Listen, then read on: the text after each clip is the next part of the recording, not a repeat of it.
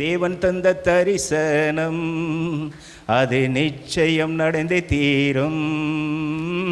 தேவன் தந்த தரிசனம் அது நிச்சயம் நடந்து தீரும்.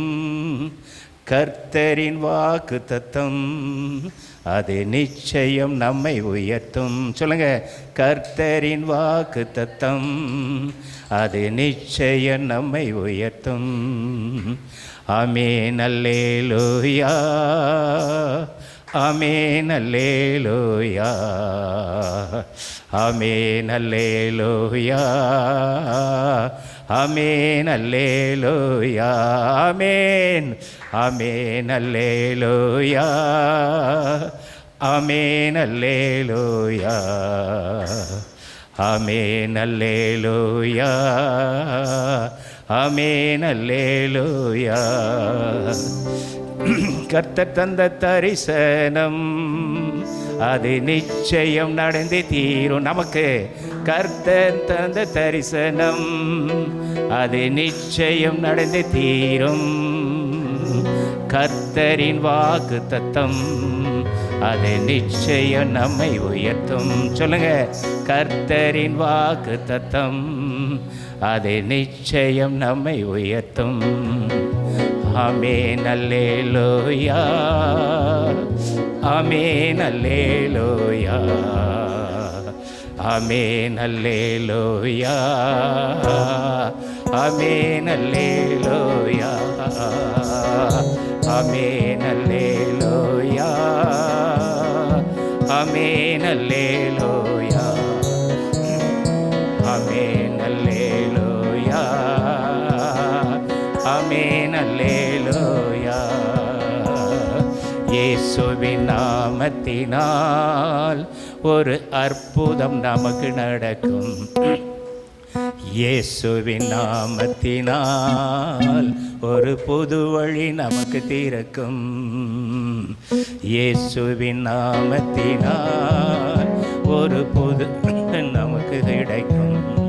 இயேசுவின் நாமத்தினால் ஒரு புது வழி நமக்கு திறக்கும். ஆமென், ஆமென் அல்லேலூயா, ஆமென் அல்லேலூயா, ஆமென் அல்லேலூயா, ஆமென் அல்லேலூயா, ஆமென், ஆமென் அல்லேலூயா, ஆமென் அல்லேலூயா, ஆமென் அல்லேலூயா, ஆமென் அல்லேலூயா. வரும்போது வழியிலேயே ஆண்டவர் இந்த பாடலை கொடுத்தார். வண்டியில் வந்துட்டு இருக்கு இந்த பாடல் தண்ணி போய் உடனே பாடணும்னு சொல்லி இதை போல இதைப்படி நான் செய்வேன் என்றார் வாக்கு பண்ணியிருக்கிறார். அதனால் கலங்க வேண்டியதில்லை, தவிக்க வேண்டியதில்லை. என்ன ஆகும் என்று கர்த்தர் சொன்னது நடந்தே தீரும். அல்லேலூயா. சொன்னவர் சர்வவல்ல தேவன், அவர் சொன்னதை செய்தே தீருவார். அல்லேலூயா, அல்லேலூயா. நன்றி ஆண்டவரே, நன்றி ஆண்டவரே, நன்றி தகப்பனே. இந்த 6வது நாளை மிகுந்த ஆசீர்வாதமே கொடுத்ததற்காக நன்றி ஆண்டவரே. இன்று உம்முடைய நாமத்தின் பேரிலே நாங்கள் கேட்கிற ஒவ்வொன்றையும் நீ செய்து முடிக்க போகிறதுக்காக நன்றி.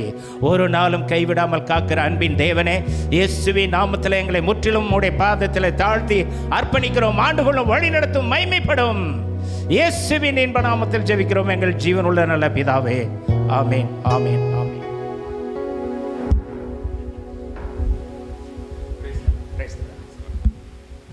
அல்லேலூயா. கர்த்தருடைய பரிசுத்த நாமத்திற்கு மகிமை உண்டாவதாக.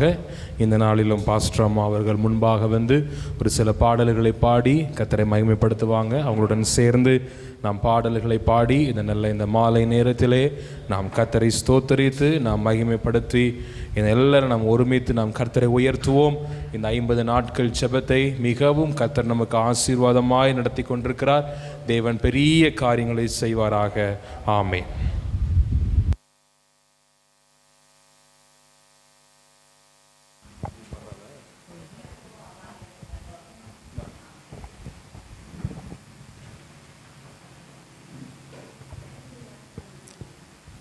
எல்லாரும் கரங்களை தட்டி உற்சாகமாக பாடுவோம். அப்பா நான் உம்மை பார்க்கிறேன், அன்பே நான் உம்மை துதிக்கிறேன், அப்பாவும் நீரே அம்மாவும் நீரே நான் உந்தன் பிள்ளை என்று உங்கள் பாடலை நம்ம எல்லாரும் கரங்களை தட்டி உற்சாகமாக பாடுவோம். அப்பா நான் உம்மை பார்க்கிறேன், அன்பே நான் உம்மை துதிக்கிறேன். அப்பா நான் உம்மை பார்க்கிறேன், அப்பாவும் நீரே அம்மாவும் நீரே, அப்பாவும் நீரே அம்மாவும் நீரே, நான் உந்தன் பிள்ளை என்றோ, நான் உந்தன் பிள்ளை என்றோ. அப்பா நான் உம்மை பார்க்கிறேன், அன்பே நான் உம்மை துதிக்கிறேன். அப்பா நான் உம்மை பார்க்கிறேன், நீரே என் பலி, நீரே என் சத்தியம், நீரே என் பலி, நீரே என் சத்தியம், நீர் எந்தன் ஜீவன் அன்றோ, நீர் எந்தன் ஜீவன் அன்றோ. அப்பா நான் உம்மை பார்க்கிறேன், அன்பே நான் உம்மை துதிக்கிறேன். அப்பா நான் உம்மை பார்க்கிறேன், நல்ல மேய்ப்பன் நீர்தானே, நல்ல மேய்ப்பன் நீர்தானே, நான் உந்தன் நாட்டுக்குட்டி, நான் உந்தன் நாட்டுக்குட்டி. அப்பா நான் உம்மை பார்க்கிறேன், அன்பே நான் உம்மை துதிக்கிறேன். இயேசு அப்பா நான் உம்மை பார்க்கிறேன், ஜீவநீரூற்று நீர்தானே, ஜீவநீரூற்று நீர்தானே, உந்தன் மேல் தாகம் கொண்டே, உந்தன் மேல் தாகம் கொண்டே. அப்பா நான் உம்மை பார்க்கிறேன், அன்பே நான் உம்மை துதிக்கிறேன். இயேசு அப்பா நான் உம்மை பார்க்கிறேன், என் பாடுகள் சுமந்து கொண்டீர், என் பாடுகள் சுமந்து கொண்டீர், என் துக்கம் ஏற்றுக்கொண்டீர், என் துக்கம் ஏற்றுக்கொண்டீர். அப்பா நான் உம்மை பார்க்கிறேன், அன்பே நான் உம்மை துதிக்கிறேன். இயேசு அப்பா நான் உம்மை பார்க்கிறேன். அல்லேலூயா. இந்த உலகத்தில் நமக்கு உலக பிரகாரமான தாய் தப்பன் இருந்தாலும் கூட அவங்க ஒரு சில காலங்களில் நம்மளோட இருக்க முடியும். ஆனால் கர்த்தாதி கர்த்தா ராஜாதி ராஜா நமக்கு எப்பொழுதுமே எப்படி இருப்பார்? அம்மாவாக இருப்பார், அப்பாவாக இருப்பார். அது மாத்திரமல்ல, எப்பொழுதுமே நம்ம என்ன செய்வோம்? நம்ம எவ்வளோ வயதானாலும் அவருக்கு நம்ம என்னதான் செல்ல பிள்ளை தான். அப்படி தான் நம்மளை என்ன செய்வார்? அவர் ஒவ்வொரு நாளும் அரவணைப்பார். அவரை நோக்கி பார்க்குற முகங்களே கர்த்தர் என்ன செய்வார்? பிரகாசிக்க பண்ணுகிற தேவனாக இருக்கிறார். இரண்டாவதாக ஒரு பாடலை நம்ம பாடுவோம். கர்த்தரையே நம்பி ஜீவிப்போம், கவலை கஷ்டங்கள் தீர்ந்திடும், கைவிடா காத்திடும் பரமனின் கரங்களை நாம் பற்றிக்கொள்வோம். இந்த உலகத்தில் கஷ்டங்கள் பாடுகள் வரும்போது மனிதர்கள் என்ன செய்வாங்க? கை விட்டுருவாங்க. ஏன்டா அவங்கள குறை சொல்ல முடியாது, அவங்களுடைய சூழ்நிலை எப்படி இருக்கும் நமக்கு தெரியாது. ஆனால் கர்த்தரை நம்பி நம்ம வாழ்க்கையில் எத்தனையோ பலகீனங்கள் வரும், பாடுகள் வரும், மரண போராட்டங்கள் வரும். அப்போ ஒரு சில நேரம் தான் என்ன செய்ய முடியும்? மருத்துவர்களாக இருந்தாலும் உதவி செய்ய முடியும். கடைசி நேரத்தில் மருத்துவர்கள் என்ன சொல்லுவாங்க? உங்கள் தெய்வத்தை நீங்கள் வணங்குங்க, அவர் தான் உங்களை காப்பாற்றணும் அப்படின்ட்டு. அப்போ நிச்சயமாக கர்த்தரை நம்பி நம்ம ஜீவிக்கும் போது நம்ம வாழ்க்கையில் எத்தனை அவமானங்கள் வந்தாலும் சரி, நிந்தனைகள், பாடுகள், உபத்திரம் வந்தாலும் கர்த்தரை நம்ம கைவிடாதபடி அவரை இறுதியாக நம்ம பிடித்து கொள்ளும் பொழுது, உறுதியாக நம்ம பிடிக்கும் பொழுது கர்த்தர் நினைச்சுவார், நிச்சயமாக நம்ம வாழ்க்கையில் ஜெயித்து தருவார். அருமையான ஒரு பழைய பாடல். கர்த்தரை நம்பியே ஜீவிப்போம். கவலை கஷ்டங்கள் தீர்ந்திடும். கைவிடா காத்திடும் பரமனின் கரங்களை நாம் பற்றி கொள்வோம். பாடுவோமா? கரங்களை தட்டி உற்சாகமாக பாடுவோம். கர்த்தரை நம்பியே ஜீவிப்போம். கவலை கஷ்டங்கள் தீர்ந்திடும். கைவிடா காத்திடும் பரமனின் கரங்களை நாம் பற்றி கொள்வோம். கைவிடா காத்திடும் பரமனின் கரங்களை நாம் பற்றி கொள்வோம். ஜீவதேவன் பின் செல்லுவோம். ஜீவ ஒளிதனை கண்டடைவோம். ஜீவதேவன் பின் செல்லுவோம். ஜீவ ஒளிதனை கண்டடைவோம். மனதின் காரிருள் நீங்கிடவே மாசமாதானம் தங்கும். மனதின் காரிருள் நீங்கிடவே மாசமாதானம் தங்கும். கர்த்தரை நம்பியே ஜீவிப்போம். கவலை கஷ்டங்கள் தீர்ந்திடும். கைவிடா காத்திடும் பரமனின் கரங்களை நாம் பற்றி கொள்வோம். உண்மை வழி நடந்திடும். உத்தமனுக்கென்றும் கர்த்தர் துணை.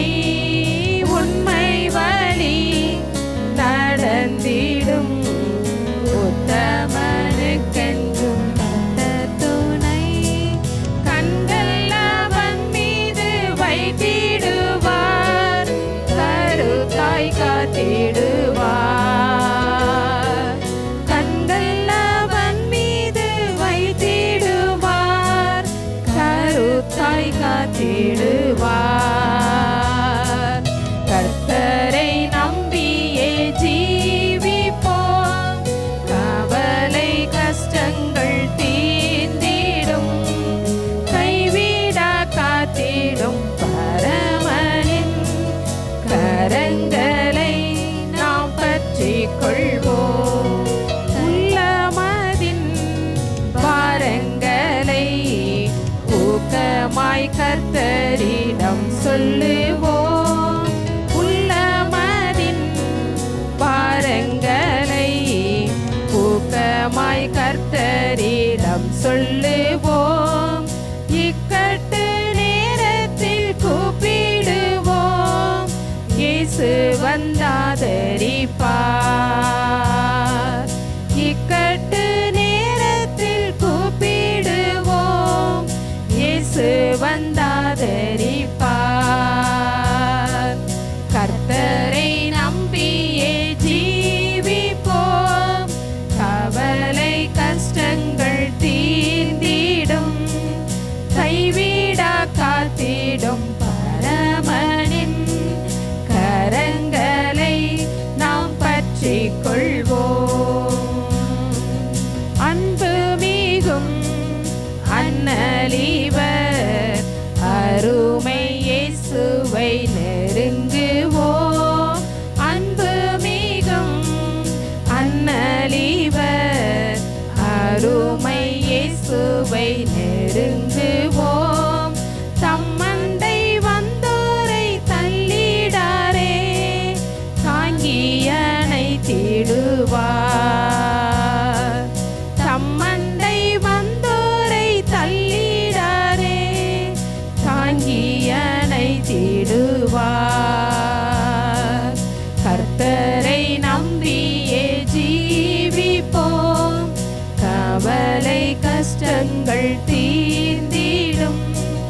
கைவிடா காத்திடும் பரமனின் கரங்களை நாம் பற்றி கொள்வோம். கைவிடா காத்திடும் பரமனின் கரங்களை நாம் பற்றி கொள்வோம்.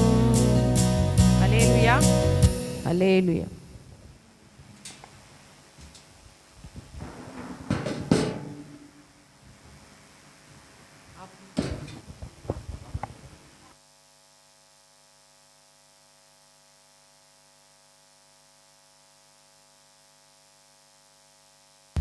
Praise the Lord.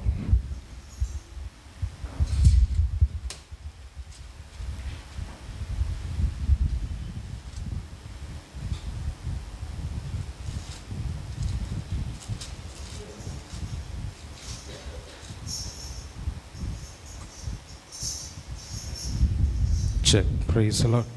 Hallelujah. Check. Hallelujah. நாம் கரங்களை உயர்த்தி நம் கர்த்தாதி கர்த்தரை நம் மையப்படுத்தும் விடமாக அல்லேலூயா என்று சொல்லி கர்த்தரை ஸ்தோத்திரம் பண்ணுவோம். அல்லேலூயா, அல்லேலூயா, அல்லேலூயா. கர்த்தருடைய பரிசுத்த நாமத்திற்கு மகிமை உண்டாவதாக. நாம் நம்முடைய இரட்சகராகிய இயேசு கிறிஸ்துவினுடைய இந்த சிலுவை பாடுகளை நாம் தியானித்து கொண்டிருக்கிறோம். இன்று யோவான் எழுதின சுவிசேஷம் 13ஆம் அதிகாரம் 5ஆம் வசனம் முதல் 10ஆம் வசனம் வரை இங்கே ஒரு சம்பவம் சொல்லப்பட்டிருக்கிறது. யோவான் எழுதின சுவிசேஷம் 13ஆம் அதிகாரம் 5ஆம் வசனம் முதல் 10ஆம் வசனம் வரை.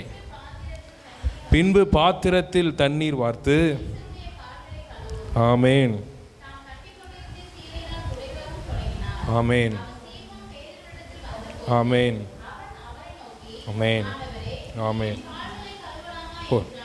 அல்லேலூயா. இன்று நாம் ஒரு மிக முக்கியமான ஒரு கர்த்தருடைய வார்த்தையை, அவருடைய சத்தியத்தை நாம் கேட்க போகிறோம். இந்த பஸ்கா பண்டிகைக்கு ஆயத்தமாக இதனுடைய முறை என்னவென்றால், இந்த பஸ்கா பண்டிகை ஆரம்பிப்பதற்கு முன்பாக ஒரு வீட்டிலே மேல் வீட்டு அறையை ரெடி பண்ணி அங்கே எல்லாரும் வந்து உட்காந்தாச்சு. இந்த பண்டிகை ஆரம்பிப்பதற்கு முன்பாக கால்களை கழுவ வேண்டும். அல்லேலூயா. கால்களை கழுவி முடித்த பிறகுதான் அந்த பண்டிகை ஆரம்பமாகும். ஆனால் இங்கே நாம் பார்க்கும் பொழுது இந்த சீஷர்கள் எல்லோரும் ஒரு அறையில் எல்லாம் கூடியாச்சு. ஆண்டவர் அங்கே இருக்காரு. குறிப்பாக இந்த கால்களை கழுவி விடுதல், யார் காலை கழுவி விடுவாங்க அப்படின்னா, அந்த வீட்டில் ஏதாவது ஒரு அடிமை இருந்தாங்க அப்படின்னா, ஒரு அடிமை, அந்த வீட்டுக்கு பணிவிடை செய்யக்கூடிய வேலைக்காரங்க, அப்படி வேலை செய்கிற ஒரு அடிமை அந்த நாட்கள் எல்லாருடைய வீடுகளில் இருப்பாங்க. அப்போ அந்த அடிமை தான் என்ன செய்யணும் அப்படின்னா, அந்த வந்த விருந்தினருடைய எல்லாருடைய கால்களையும் என்ன பண்ணணும், கழுவி விடணும். எல்லாருடைய கால்களையும் கழுவி விடணும். இல்லை அந்த வீட்டில் அடிமைலாம் யாரும் கிடையாது அப்படின்னா, அந்த பந்தி இருக்க போகிறாங்களே, அந்த விருந்தில் உட்காந்து சாப்பிட போகிறாங்களே, அப்போ அதில் யார் ரொம்ப சின்ன வயசாக இருக்கிறாங்களோ, அதாவது ரொம்ப டீனேஜ், அதாவது மூத்தவங்கன்னா ரொம்ப ஒரு 15, ஒரு 18 வயது, 20 வயது, ஒரு வாலிபர்களாக யார் இருக்காங்களோ அவங்க தான் என்ன பண்ணணும், எல்லாருடைய கால்களையும் கழுவி விட வேண்டும். இது அங்கே அந்த காலத்திலே அது அந்த நாட்டினுடைய சட்டமாக இருந்தது. இந்த பண்டிகையினுடைய முறைமையாக இருந்தது. இங்கே பார்க்கும் பொழுது இந்த பண்டிகை ஆரம்பத்திற்கு முன்பாக சீஷர்களுடைய நடுவிலே ஒரு கலக்கம். நான் யாருடைய பேசக்கூடாது, செய்தி கொடுத்துட்டு இருக்கும்போது பேசக்கூடாது. நான் செய்தி கொடுக்க ஆரம்பிச்சேன்னா கவனமாக என்ன பண்ணணும், நான் கவனிக்கணும். அப்போது இந்த பண்டிகை ஆரம்பித்த உடனே சீஷர்களுக்குள்ளே ஒரு முரண்பாடு. நான் எப்படி இவனுடைய காலை கழுவுறது, இவன் என்னோட என்ன ஆள், இவன் ரொம்ப சின்னவன் தான், இவன் என்னோட பெரிய ஆள் தான், நான் போய் இவன் காலை கழுவணுமா அப்படின்னு சொல்லி இவங்களுக்குள்ள ஒரு வேறுபாடு, ஒரு வேற்றுமை உணர்வு வந்தது. ஏன்னா ஆண்டவர் சொல்லிட்டாரு, நான் சீக்கிரம் இன்னும் கொஞ்ச நாள் என்ன பண்ண போகிறேன், நான் மரணத்திற்கு ஒப்பு கொடுக்கப்பட்டு என் பிதாவினுடைய வீட்டிற்கு நான் போகிறேன்னு ஒன்று. அந்த பிளேஸை யார் பிடிக்கிறது, இவங்களுக்குள்ள போட்டிலாம் யார், அடுத்து யார் இந்த பொசிஷனுக்கு வருவா அப்படின்னு சொல்லி இவங்களோட ஒரு போட்டி, ஒரு பொறாமைகள் காணப்பட்டது. இதை ஆண்டவர் இதை கவனமாக பார்த்து கொண்டே இருக்கிறார். அப்போ இதை என்ன செய்யறது அப்படின்னு சொல்லி ஆண்டவர் என்ன பண்ணாரு, சரி இவங்களுக்குள்ள இவங்க கழுவி கிட மாட்டாங்க, பஸ்கா பண்டிகை என்ன ஆயிரும், முடிஞ்சிடும், நாளைக்கு நம்ம தான் பஸ்கா ஆட என்ன பண்ண போகிறோம், பலியிட போகிறோம், இவங்க லேட் பண்ணிகிட்டே இருக்காங்கன்னு சொல்லி ஆண்டவர் தம் பந்தியில் இருந்து எழுந்து இடுப்பில் அந்த கச்சையை கட்டி கொண்டு எல்லாருடைய கால்களை கழுவ ஆரம்பிக்கிறார். இதை அந்த சீஷர்கள் பார்த்த உடனே அப்படியே ஒரு பிரமிப்பு. ஆஹா, நம்மளோடு இருந்தவர் தேவகுமாரன், நம்மளோட இருந்து ஊழியம் செய்தவர், நமக்கு ஊழியத்தை எல்லாம் கற்றுத்தந்தவர் நம்மளுடைய காலை கழுவுறாரேன்னு சொல்லி இவங்களுக்குள்ள ஒரு குற்ற உணர்வு அப்படியே இவங்களுக்குள்ள வர ஆரம்பிக்குது. அல்லேலூயா. இன்று நம்முடைய பல பேர் நம்ம வாழுகிறோம், நம்ம இருக்கிறோம். இன்னைக்கு பாருங்க, இந்த வேற்றுமை பல விதங்களிலே நம்மளுடைய வாழ்க்கையில கூட போராடும். நான் போய் இந்த பிரதருக்கு பிரைஸ் லார்ட் சொல்லணுமா, இருந்திருக்கா இல்லையா? எங்கேயாவது நீங்கள் போயிருப்பீங்க, உங்களுக்கு விரோதிகளாக இருக்கலாம், இல்லாட்டி உங்களுடைய பகைஞர்களாக இருக்கலாம், இல்லை உங்களோட பெரியவங்களாக இருக்கலாம், சின்னவங்களாக இருக்கலாம். நீங்கள் நினைப்பீங்க, நம்ம போய் உங்களுக்கு பிரைஸ் லார்ட் சொல்லணுமா, ஏன் அவங்க சொன்னால் என்ன, ஏன் அவங்க நம்மளை நல்லா இருக்கீங்களான்னு விசாரிச்சா என்ன? அப்படி எத்தனை பேர் நினச்சிருக்கீங்க? சொல்லுங்க. நம்ம எல்லாரும் நினைப்போம் நம்மெல்லாம் மனிதர்கள், அல்லேலூயா, நாங்களாம் அப்படி கிடையாது பிரதர்லாம் நீங்கள் உட்கார முடியாது. எல்லாருடைய இருதயத்திலையும் அந்த உணர்வுகள், அது இயல்பு. நாம் மனிதர்களாய் பிறந்து விட்டோம். ஆனால் ஆண்டவர் அதற்கு ஒரு முற்றுப்புள்ளி வைக்கும் விண்ணமாக, சரி நீங்கள்லாம் எப்படி வேணாலும் இருந்துட்டு போங்க அப்படின்னு சொல்லி ஆண்டவர் அந்த இடத்துல தம்மை தாமே தாழ்த்தும் விதமாக அவரே வந்து எல்லோருடைய சீஷருடைய கால்களை என்ன செய்கிறாரு? கழுவி விடுகிறார். ஆமேன். அவர் மரண பரியந்தம் என்ன பண்ணாரு? தன்னை தாழ்த்தினார். இன்னைக்கு நம்ம தாழ்மை உள்ள ஒரு கிறிஸ்தவர்களாக நாம் இருக்க வேண்டும். நம்மளை யார் விசாரித்தாலும் விசாரிக்கப்பட்டாலும் முதல்ல நம்ம என்ன செய்யணும்? நம்ம போய் அவங்களுக்கு கொடுக்க வேண்டிய ரெஸ்பான்சிபிலிட்டி என்ன பண்ணணும்? நம்ம கொடுக்கணும். நாங்கள் பைபிள் காலேஜ் படிக்கிறோம். எங்களுடைய பிரின்சிபல் அவர் ஒரு நல்ல ஒரு இது வச்சிருக்கிறாரு. ஆர்டினேஷன் வாங்கினதுக்கப்புறம் அவங்களுக்கு மேலே உள்ள அந்த வயசுக்கு மூத்தவங்களோ வயசுக்கு சின்னப்பட்டவங்களோ உடனடியாக அவங்களை என்ன தெரியுமா சொல்லி கூப்பிடுவார்? பாஸ்டர்னு சொல்லி கூப்பிடுவாங்க. அல்லேலூயா. அவர் சின்ன பையனாக இருக்கலாம், அப்போ தான் 10th முடிச்சுட்டு 3 வருஷம் பைபிள் காலேஜை முடிச்சு வந்திருப்பார். ஆனால் அந்த ஆர்டினேஷன், அந்த பட்டமளிப்பு விழா வாங்கின மறு வினாடியிலிருந்து என்னென்னு கூப்பிடுவார்? பாஸ்டர் அப்படின்னு சொல்லி கூப்பிடுவார். இன்னைக்கு எத்தனை பேர் நம்ம எப்படி கூப்பிடுவோம்? இன்னைக்கு ஒரு பிரேஸ் தி லார்ட் கூட என்ன பண்ண மாட்டேங்கிறோம், நம்ம சொல்ல மாட்டேங்கிறோம். எனக்கு ரொம்ப ஒரு ஆச்சரியமாக இருந்தது. அவர் எங்கள் பாஸ்டர், பெரிய சபை வச்சுருக்காங்க சூலூரில். ஆனால் அவருக்குள்ளே உள்ள தாழ்மையை பாருங்களேன், ஒரு மதிப்பு. தனக்கு மேற்பட்டவரோ கீழே உள்ளவரோ, ஆனாலும் என்ன படிச்சிட்டாரு? கர்த்தருடைய வேதாகமத்தை படித்து ஒரு நிலைமையில வந்த உடனே இவருக்கு என்ன பண்ணணும்? கொடுக்க வேண்டிய கனத்தை கொடுக்கணும். அதே தான் ஆண்டவர் அந்த நாட்களில், ஏன் நீங்கள் என்ன வேணால் பண்ணிட்டு போங்க, இன்னைக்கு என்ன பண்ணிட்டீங்க? என்னோட ஊழியத்தில் வந்துட்டீங்க, அதனால் நீங்கள் எப்படி வேணால் இருந்துட்டு போங்க, நான் கனப்படுத்தியே ஆமென்னு சொல்லி எல்லாருடைய கால்களையும் கழுவி விடுகிறார். அதில் ஒரு ஆள், முக்கியமாக ஒரு ஆள் இருக்கார். யார் தெரியுமா? யூதாஸ் காரியத்தும் கூட இருக்கிறாரு. தான் காட்டி கொடுக்க போகிற, தன்னை அந்த சிலுவை பாடுகளுக்கு ஒப்பு கொடுக்க போகிற ஒரு துரோகியை கூட அவர் நேசித்து கொண்டே இருக்கிறார். ஆமேன். ஏன் தெரியுமா? அந்த சிலுவை பாடுகளுக்கு போறதுக்கு முன்பாக இவன் மனம் திரும்பிட மாட்டானா? ஒருவேளை இவன் பக்கத்தில் வந்து ஆண்டவரே நான் காமிச்சு கொடுத்துட்டேன், என்னை மன்னிச்சிருன்னு சொன்னா கூட ஆண்டவர் பல தருணங்களை அவனுக்கு கொடுத்தார். ஆனாலும் கூட அவனை கழுவி விடுறாரு. அவர் சொல்றாரு, இந்த காட்டி கொடுக்கிறவன் என்னோடு கூட இந்த போஜன பந்தியில் இருக்கிறான்னு சொல்லி. ஆனாலும் பாருங்க, அவனுக்குள்ள ஒரு மண்டையில உரைக்கவே இல்லை. அவனுக்குள்ள பிசாசு புகுந்ததுனால தான் என்ன செய்கிறோம் என்கிறதே அவன் மறந்து போய்விட்டான். ஆண்டவரோடு இருந்த ஒரு நபர், நீங்கள் தாழ்மையாய் நீங்கள் இருந்து பாருங்கள், ஆண்டவர் உங்களை கொண்டு பலத்த காரியங்களை செய்வார். ஆமென்.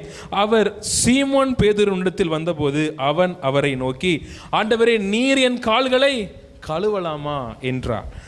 இயேசு அவனுக்கு பிரதியுத்தரமாக, நான் செய்கிறது இன்னதென்று இப்பொழுது நீ அறியாய், இனிமேல் அறிவாய் என்றார். அப்புறம் பேதுரு அவரை நோக்கி, அது 8வது வசனம் வாசிங்க.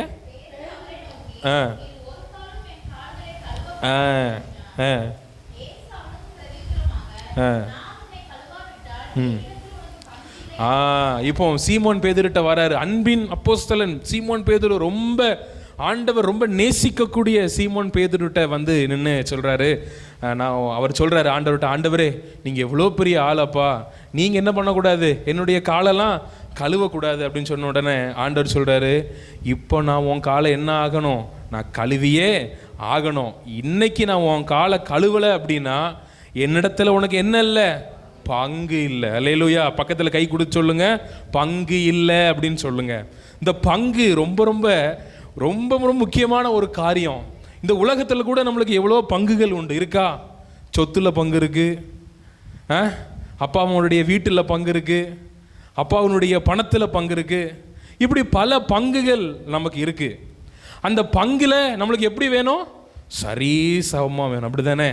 கரெக்டாக வேணும். ஒரு கொஞ்சம் ஜாஸ்தி போயிட்டா என்ன சொல்லுவோம்? எப்பா நீ அவனுக்கு ஜாஸ்தியாக கொடுத்துட்டீங்க. எத்தனை பேர் சொல்லியிருக்கோம்? எப்போ அங்கே கொஞ்சம் கூட போயிட்டு.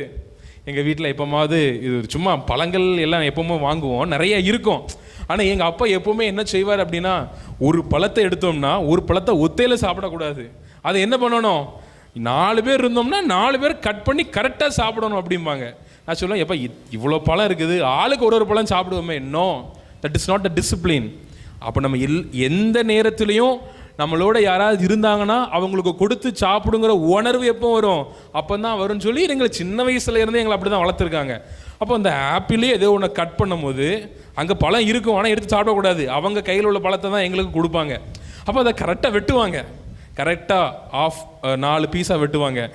என் தங்கச்சி இருப்பா, நானும் இருப்பா, கரெக்டாக பார்ப்போம் எது ரொம்ப ஜாஸ்தியாக இருக்குது. எல்லாருடைய வீட்லேயும் நடந்திருக்கும். எது ரொம்ப ஜாஸ்தியாக இருக்குது? நான் எப்போவுமே கொஞ்சம் ஜாஸ்தியாகிறத எடுத்துருவேன்.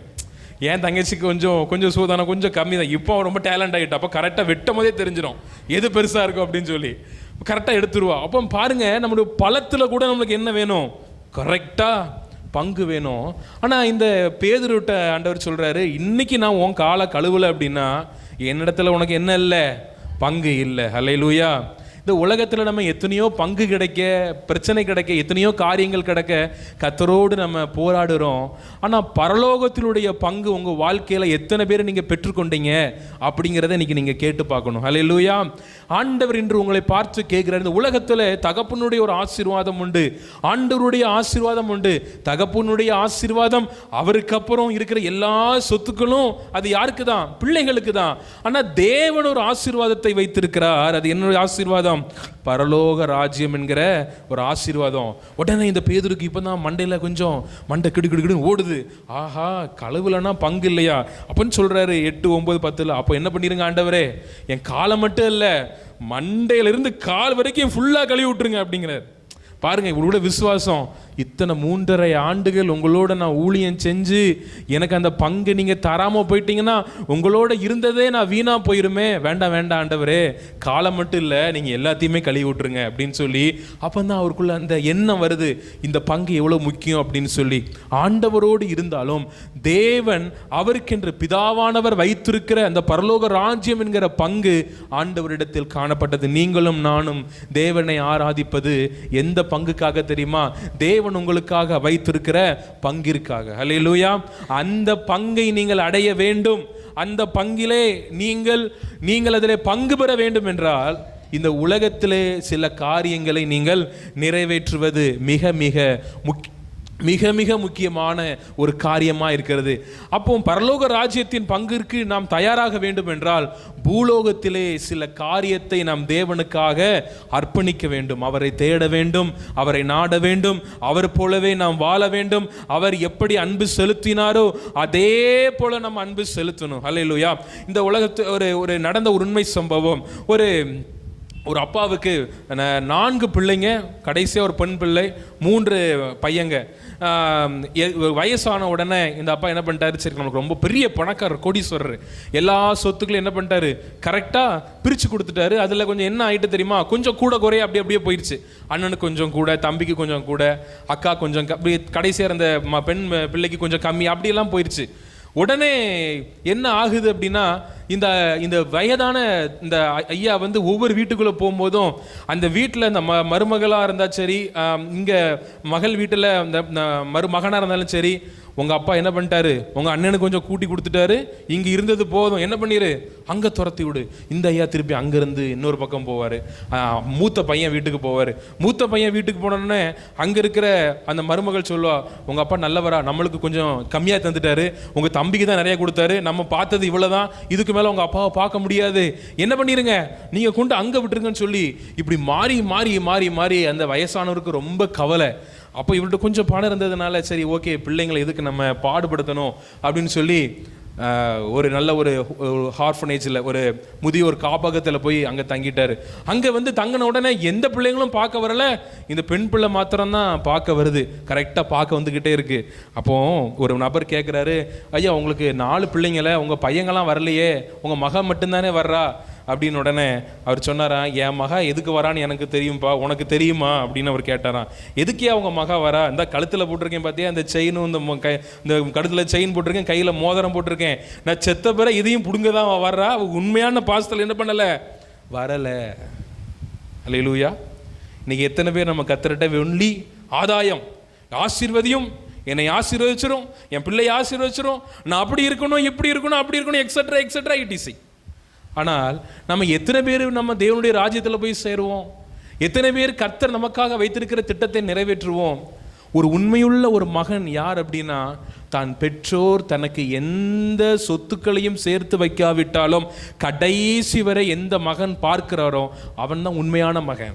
அவனுக்கு தான் அந்த பரலோக ராஜ்யத்திலே பங்குகள் நேர்த்தியான இடத்திலே பங்கு. தாவீது சொல்றார், சங்கீதத்தில் பார்க்கிறோம், ஆண்டவரே எனக்கு நேர்த்தியான இடத்திலே பங்கு கிடைத்தது. உங்கள் பங்கு நேர்த்தியாக இருக்கணும். ஆண்டவர் கொண்டு உங்களை செக்யூரிட்டி வேலைக்கு போட்டக்கூடாது பரலோகத்தில் போய். அவரோட நல்ல இடத்துல உங்களுக்கு இருக்கணும் அப்படின்னா இந்த பூலோகத்தில் கர்த்தர் உங்களுக்காக கொடுத்த அந்த வாழ்க்கையை நீங்கள் பரிசுத்தத்தோடும் கவனத்தோடும் ஞானத்தோடும் அழகா அவரை போல வாழ்ந்து காட்டும் பொழுது ஆண்டவர் உங்களை மிக மிக ஆசீர்வாதமாக வைப்பார். ஆமென். பேதுரு உடனடியாக கீழ்ப்படிந்து, ஆண்டவரே என் காலில் என் உச்சம் தலை முதல் கால் வரைக்கும் நீங்கள் கழுவி விடுங்க அப்படின்னாரு. அப்போ ஆண்டவர் சொல்கிறார், ரொம்ப ஓவராக பேசாத, உன் காலை கழுவுனாலும் என்ன ஆகும், போதும், நீ என்னோட என்ன தான் இருக்க, ஐக்கியமாக தான் இருக்க அப்படின்னு சொல்லி ஆண்டவர் எல்லா சீஷர்களுடைய கால்களையும் கழுவி விடுவதை நம்ம அங்கே பார்க்கலாம். அப்புறம் லூக்கா எழுதின சுவிசேஷம் 22ஆம் அதிகாரத்தை எடுத்துக்கொள்ளுங்கள். இங்கே அடுத்து இதில் யார் பெரியவங்க அப்படிங்கிற பிரச்சனை வந்துட்டு இவங்களுக்குள்ள அடுத்து ஆண்டவர் சொல்கிறாரு, என்னை காட்டி கொடுக்க போகிறாங்கப்பா அப்படின்னு. இந்த இடத்த யார் எடுத்துக்கிறான்? ஆண்டவர் போனதுக்கு பிறகு யார் நம்மள பெரியவங்கன்னு சொல்லி இவங்களுக்குள்ள இந்த போட்டி பொறாமைகள் வந்தது. 24, 25, 26 நாம் வாசிக்கும் பொழுது, அன்றியும் தங்களில் எவன் பெரியவனாயிருப்பான் என்று அவர்களுக்குள்ளே வாக்குவாதம் உண்டாயிற்று. 25, 26 வாசிங்க. ஆமென், ஆமென், ஆமென், ஹல்லேலூயா. ஆமென், ஆமென், ஹல்லேலூயா. இங்க சொல்றாரு, யார் பெரியவங்க? ஆண்டவர் இவங்களுக்கு கவலைலாம் ஆண்டவர் சிலுவைக்கு போறதுல அந்த எண்ணமே இவங்களுக்கு இன்னும் முழுசா வரல. சரி, இவர் போயிடுவார், இவங்க நான் நினச்சிட்டாங்க இவர் சும்மா மரணம் அடைந்து அப்படியே போயிடுவார் போல, அவ்வளோதான் அப்படின்னு நினச்சிட்டாங்க. இவங்களுக்கு அந்த இன்னும் அந்த ஆண்டவருடைய அந்த முழுமைப்பாடு வெளிச்சம் தெரியாதனால இவர் போனதுக்கப்புறம் இந்த இடத்த யார் பிடிக்கலாம், இந்த ட்ரெஷரர் பதவிக்கு யார் வரலாம், இந்த செக்ரட்டரி பதவிக்கு யார் வரலான்னு சொல்லி இவங்களுக்கு ஃபுல்லாக இந்த எண்ணங்கள் இவங்களுக்குள்ளே ஓட ஆரம்பிச்சிட்டு சிந்தைக்குள்ளே. அப்போ அவர் சொல்லி கொடுக்குறாரு, உங்களில் எவன் முதன்மையாய் மேலே இருக்கணும்னு நினைக்கானோ முதல்ல அவன் எப்படி இருக்கணும், பணிவிடைக்காரனா இருக்கணும். ஹல்லேலூயா. நீங்கள் முதலாவது நம்ம ஒரு பொசிஷனுக்கு போகணும், ஒரு கம்பெனியில் வேலை பார்க்குறோம், நம்ம நல்ல இடத்துக்கு போகணும் அப்படின்னா முதலாவது நாம் தாழ்மை உள்ளவர்களாக இருக்கும் பொழுது தேவன் அந்த நேரத்திலே அவர் நமக்கு வைத்திருக்கிற அந்த குறித்த நேரத்திலே கர்த்தர் நம்மை உயர்த்துவார். ஆமென். அங்கே இதே தான் சீஷர்கள் சொல்லி கொடுக்காரு. இதில் பெரியவன் சின்னவன்லாம் ஒருத்தனும் கிடையாது, நீங்கள் எல்லாரும் யாரு தான் பெரியவங்க தான். 12 அப்போஸ்தலர்கள், உங்களுக்காக நான் என்னுடைய ராஜ்யத்தில் ஒவ்வொரு வாசல்களை வைத்திருக்கிறேன், நீங்கள் என்னோட சிங்காசனத்தில் இருந்து ஒவ்வொரு ஜனங்களையும் நீங்கள் நியாயம் தீர்க்க போறீங்கன்னு சொல்லி ஒரு பெரிய கிஃப்டை ஆண்டவர் அந்த சீஷர்களுக்கு கொடுத்தார். ஆமென். நீங்கள் ஆண்டவரோடு தங்கி இருக்கும் பொழுது அவருக்காக தாழ்மை உள்ளவர்களாய் நீங்கள் என்ன ஊழியத்தை செய்தாலும் கர்த்தர் உங்களுக்கு ஒரு பெரிய ஒரு பொக்கிஷத்தை உங்களுக்கு ஆயத்தம் பண்ணி வைத்திருக்கிறார். ஆமென். எத்தனை பேர் நம்புறீங்க, விசுவாசிக்கிறீங்க? நீங்கள் ஆண்டவருக்காக செலவிடக்கூடிய நேரங்கள், அவருக்காக ஊழியத்திற்காக கொடுக்கக்கூடிய காணிக்கை இருந்தாலும் சரி, உங்களுடைய முழங்காலாக இருந்தாலும் சரி, உங்களுடைய தியாகங்களாக இருந்தாலும் சரி, உங்களுடைய அர்ப்பணிப்புகளாக இருந்தாலும் சரி, ஆண்டவர் அந்த காரியத்திற்கு ஏற்ற கூலியை ஆண்டவர் வைத்திருக்கிறார். ஆமென். ஒரு நாளும் உங்களை கைவிடவே மாட்டார். இதெல்லாம் சொல்லி முடித்த பிறகு அவர் அப்படியே ஸ்தோத்திர பாட்டை பாடின பிறகு அப்படியே எங்க போறாங்க அப்படின்னா கெத்சமனே என்கிற ஒரு இடத்திற்கு போறாங்க. அப்போ பேதுருவை குறித்து ஒரு தீர்க்க தரிசனத்தை ஆண்டவர் அங்கே சொல்லுகிறார். அதை மாத்திரம் நாம் பார்த்து முடிக்கலாம். லூக்கா 22ஆம் அதிகாரம் 31வது வசனம் முதல் 38வது வசனம் வரை. இப்போ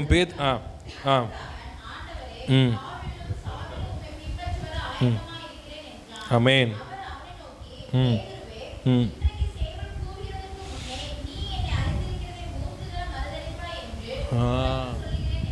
இப்போ பேதுருக்குள்ள ஒரு ரொம்ப ஆண்டவர் மேல ஒரு ஆசை வந்துட்டு, ஒரு விருப்பம் வந்துட்டு. ஆனா பேதுருவை குறித்து ரொம்ப ஆண்டவருக்கு நல்லா தெரியும். பேதுரு கொஞ்சம் பயந்த சுவாபம் உடையவர்.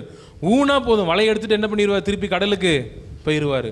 கொஞ்சம் யாரும் மிரட்டிட்டாங்கன்னா போதும், ஊழியத்தில் நீரும் வேண்டாம், ஊழியமும் வேண்டாம், எனக்கு படகு அங்கே ரெடியாக கடலில் நிற்கிது, நான் என்ன பண்ணிடுறேன், வலையை தூக்கிட்டு போயிடுவார். எத்தனை முறை பேதுரு இப்படி வலையை தூக்கிட்டு போனாலும் ஆண்டவர் பிடிச்சு அவர் வைத்து கொண்டே இருக்கிறார். ஆமென். இங்கே ரொம்ப திருப்பி ஆண்டவர் மேலே ஒரு கான்ஃபிடென்ட் ஒரு விசுவாசம் சொல்கிறாரு, ஆண்டவரே உம்மை விட்டு நான் போவே மாட்டேன், சாவானாலும் சரி, என்ன ஆனாலும் சரி, மரணமானாலும் சரி, உம்மை விட்டு போவே மாட்டேன் ஆண்டவரேன்னு சொல்லி ரொம்ப ஆண்டவர் மேலே விசுவாசமாக சொல்கிறாரு. ஆனால் ஆண்டவருக்கு இவரை பற்றி என்ன நல்லா தெரியும். சொல்கிறாரு, சேவல் கூவதற்கு முன்பாக 3 முறை என்னை நீ மறுதலிப்பாய். நீங்கள் எத்தனை முறை மறுதளித்தாலும் ஆண்டவருடைய அன்பு மாத்திரம் என் தேவ பிள்ளைகளே ஒருபோதும் அது மாறாது. ஆமேன். ஆண்டவர் தீர்க்க தரிசனமாகவே சொன்னாலும் கூட அது அப்படியே நிறைவேறினது. ஆனாலும் கூட ஆண்டவர் பேதுருவை கைவிடவே இல்லை. ஏன் தெரியுமா? அவருக்குள்ள ஒரு ஆசை இருந்தது. என் அப்பா எத்தனை தரம் தப்பு பண்ணிட்டு போனாலும் என்னை மன்னிப்பாரு, அவருக்காக நான் வாழ வேண்டும், அவருக்காகவே நான் இருக்க வேண்டும் என்று சொல்லி மீண்டும் மீண்டும் அவர் தேவனிடத்திலே ஒரு ஐக்கியத்தை வைத்துக் கொண்டே இருந்தார். ஆமேன். நாம் வாழுகிற உலகத்திலே பலவிதமான இன்னல்கள் நம்மை பிரிக்கலாம், பலவிதமான போராட்டங்கள் நம்மை பிரிக்கலாம். ஆனாலும் நாம் ஒவ்வொரு நாளும் ஞாயிற்றுக்கிழமை கர்த்தருடைய ஆலயத்திற்கு வருவதை மாத்திரம் நாம் மறந்துவிட சொல்லுங்க கூடாது. நீங்கள் ஆண்டவர் ஒவ்வொரு நாளும் ஞாயிற்றுக்கிழமை உங்களை ஆவலா எதிர்பார்ப்பார். அவரை நீங்கள் தொட்டுட்டு போகும் பொழுது உங்களை ஒருபோதும் உங்களை கைவிட அவர் அநீதி உள்ள தேவனே அல்ல. சீமோன் பேதுருவை ஆண்டவர் திட்டமும் தெளிவுமாக சொல்றாரு, நீ சேவல் கூவுவதற்கு முன்பாக 3 தரம் என்னை மறுதலிப்பா என்றாலும் கூட அவனுக்குள்ள அதை நினைக்கவே இல்லை. சரி ஆண்டவரேன்னு சொல்லி அவர் கூடயே போறாரு, கெத்சமனைக்கு போறாரு. நாளைக்கு இந்த கெத்சமனையில என்ன நடந்ததுன்னு சொல்லி நம்ம பார்ப்போம். இன்னைக்கு நாம் கேட்ட சத்தியத்தின்படி நாம் தாழ்மை உள்ளவர்களாய் நாம் இருப்போம். நாம் ஒருவரை ஒருவர் நாம் நேசிப்போம். நாம் வாழக்கூடிய காலங்கள் ஒரு குறுகிய காலத்திலே நாம் வாழ்ந்து கொண்டிருப்போம். என்னைக்கு யாரு எப்போ போவான்னு தெரியாது. ஆனால் நாம் வாழக்கூடிய இந்த கொஞ்ச காலத்திலே நாம் பக்கத்தில் இருக்கிறவங்களை நேசிப்போம், நம்ம அருகில் இருக்கிறவங்களை அன்பு செலுத்துவோம், ஆண்டவருடைய அன்பை காட்டுவோம். நம்முடைய ஜெபங்களோ நமக்கு தேவன் கொடுத்த அபிஷேகங்களோ எந்த மனிதனையும் மாற்றாது. நாம் இயேசு கிறிஸ்துவை போல நாம் வாழ்ந்தால் மாத்திரமே அது அநேக ஜனங்களை கர்த்தருக்குள்ள கொண்டு வரும். ஆமேன். நான் யோசிச்சு பார்த்தேன், பல ஆண்டுகளுக்கு முன்பாக எத்தனையோ மிஷனரிகள் நம்முடைய தமிழ்நாட்டிற்கு இந்திய தேசத்திற்குள்ள வந்தாங்க. அவங்க ஜோம் பண்ணாங்க. ஆனால் அதை காட்டிலும் அவர்கள் இயேசுவை போலவே அவர்கள் வாழ்ந்தார்கள். ஆமேன். தங்களுக்குள்ள எல்லாவற்றையும் விற்று இங்கே கொண்டு வந்து மருத்துவமனைகள், பள்ளிக்கூடங்கள், சபைகளை எழுப்பி அந்த கிறிஸ்துவின் அன்பை தம்முடைய கிரியைகளிலே அவர்கள் வெளிப்படுத்தினார்கள். இந்த சிலுவை தியானத்தை கேட்டுக்கொண்டிருக்கிற என் அருமை சகோதரர்களே, சகோதரிகளே, நீங்கள் ஆண்டவரை போல நீங்கள் வாழ ஆரம்பிக்கும் பொழுது உங்களுக்குள்ளே ஆண்டவருடைய கனிகள், அவருடைய அன்பு உங்களுக்குள்ளே வெளிப்படும் பொழுது எல்லாவற்றையும் உங்களை தேவன் பூரணமாய் நிரப்புவார். ஆமேன். இன்று மிஷனரிகள் போல நாம் செயல்படும் பொழுது ஒரு பெரிய எழுப்புதலை நாம் இந்தியா மாத்திரமல்ல உலகம் முழுவதும் நாம் காணப்போகிறோம். ஆமேன். நாம் ஜெபிப்பது, வேதம் வாசிப்பது எல்லாம் நல்லது. ஆனால் அதை விட நம்ம பிரசங்கம் கூட அடுத்தவங்களுக்கு பண்ணிடலாம். ஆனால் அந்த வசனத்தின்படி நாம் வாழுவது தான் ரொம்ப ரொம்ப கடினமான ஒரு காரியம். நாம் கிறிஸ்துவை போல நாம் வாழ்ந்து காட்டுவோம். அநேகரை இயேசுவின் மந்தையிலே நாம் சேர்ப்போம். கர்த்தர் பெரிய காரியங்களை செய்வாராக. ஆமென். கரங்களை தட்டி நாம் கர்த்தரை ஸ்தோத்திரம் பண்ணுவோம். அல்லேலூயா. சத்தமாக சொல்லுங்க பார்ப்போம். அல்லேலூயா. இந்த மாலை நேரத்தில் எத்தனை பேர் மகிழ்ச்சியாக இருக்கிறீங்க? அல்லேலூயா. இன்றைக்கி எத்தனாவது நாள்? 6வது நாள். அதனால் 6 கற்சாடிகள், வெறுமையாக இருந்த கற்சாடி தண்ணீரால் நிரப்பப்பட்டு ருசியுள்ள அப்படி கர்த்தர் உங்களை ஆசீர்வதிக்க போகிறார். அல்லேலூயா.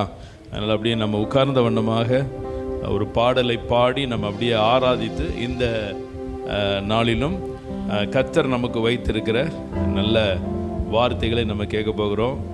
அநேகர் சொன்னாங்க, யூடியூப்பில் பார்க்குறவங்க, நீங்கள் நல்ல அருமையான பழைய பாட்டாக செலக்ட் பண்ணி பாடிக்கிட்டு இருக்கீங்க, ரொம்ப நல்லா இருக்குது அப்படின்னாங்க. அப்போது இந்த 50 நாள் ஜெபத்தில் பாடக்கூடிய அநேக பாடல்கள் நாங்கள் விசுவாச பிள்ளைகளாக இருக்கும் பொழுது இந்த 40 நாள் ஜெபத்தில் பாடக்கூடிய சிறப்பு பாடல்கள்.